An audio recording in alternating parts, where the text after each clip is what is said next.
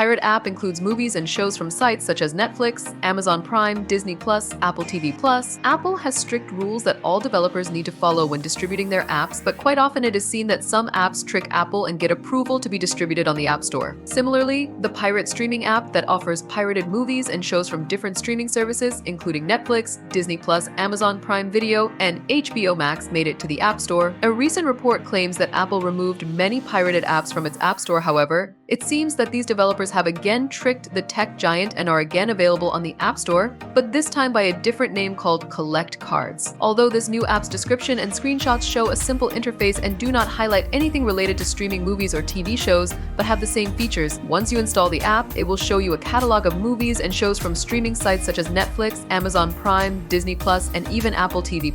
According to the report, these apps have tricked App Store review by applying a geofence by hiding their real functions and features for users in the US. However, this is not the first time an app has used location data to trick the App Store review. In 2017, Uber, a car booking app, did the same. Apple took down many pirate streaming apps from the App Store that were available in many countries worldwide having high ratings.